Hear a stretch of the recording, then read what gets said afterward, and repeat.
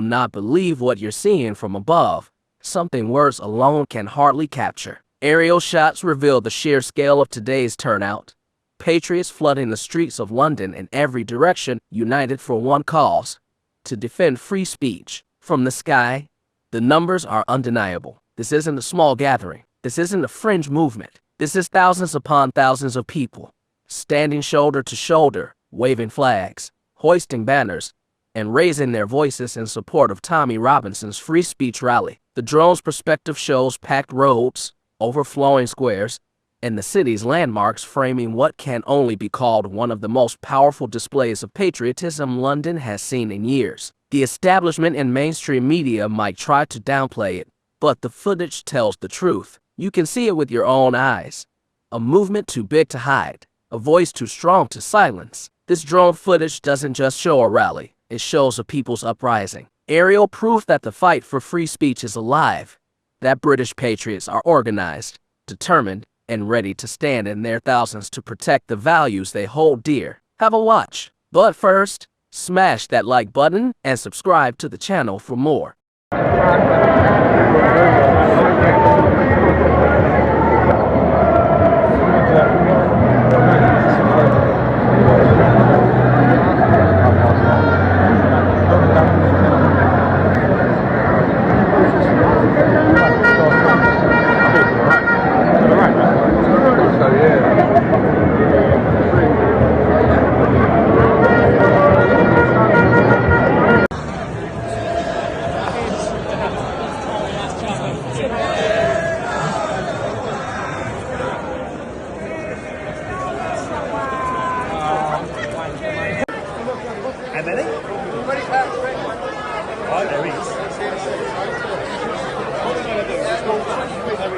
In other news, Richard Tice has delivered a blistering assessment of Lord Mandelson's dismissal as UK ambassador to the United States, declaring, "Good riddance." During a fiery appearance on GB News, the Reform UK deputy leader launched a scathing attack on the Prime Minister's decision, making following Mandelson's removal from the diplomatic post. The idea you could have an ambassador to the US with his track record, a long-standing friendship with Jeffrey Epstein that continued for years after he was a subject of suspicion and had been to jail, Tice exclaimed, his disbelief palpable. He raised serious concerns about Sir Keir Starmer's judgment in selecting Lord Mandelson for such a prestigious role, especially given the peer's documented ties to the convicted sex offender. Tice highlighted shocking revelations about Mandelson's interactions with Epstein, noting, "Some of the emails that came out were unbelievable." He specifically referenced how Mandelson had counseled the financier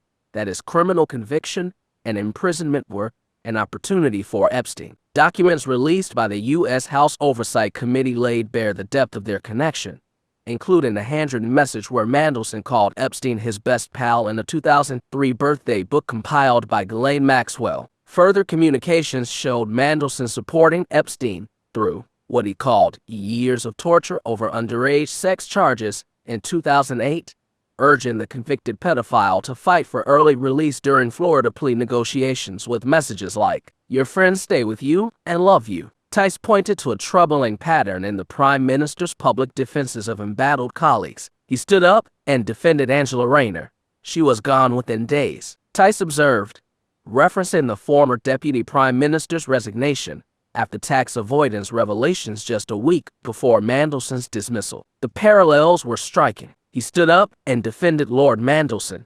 He was gone within 24 hours. Tice noted, highlighting how Starmer had expressed full confidence in the ambassador during Wednesday's Prime Minister's questions, mere hours before instructing him to withdraw. This sequence has intensified scrutiny of Starmer's political instincts and his ability to judge when support for controversial figures becomes untenable. Tice revealed that concerns about Mandelson's suitability were raised long before the appointment went public. The Prime Minister said all processes and procedures were followed properly, but Lord Glassman wrote to him with concerns months ago, and that was ignored. He declared, "This raises serious questions about the thoroughness of vetting for such a crucial diplomatic post." The dismissal of Glassman's warning suggests red flags about Mandelson's associations were available but unheeded, adding fuel to criticisms of Starmer's judgment.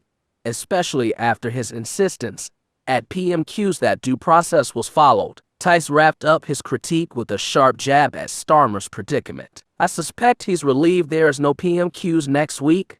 Otherwise, who's next?" he quipped, suggesting Starmer might welcome the parliamentary recess to dodge more uncomfortable questions about his leadership. The remark underscored Tice's view that a worrying pattern has emerged, the Prime Minister publicly backing controversial figures, only for them to depart soon after. With two high-profile resignations in quick succession, both after staunch defenses from Starmer, speculation is rife about who else in the government might face a similar fate. The timing of Mandelson's dismissal, just days before Donald Trump's scheduled state visit to the UK, adds diplomatic chaos to the political fallout. What are your thoughts on what we've discussed today? Let me know in the comments below. If you haven't already, be sure to like this video and subscribe to the channel for more British content. Thanks for watching, take care, and goodbye.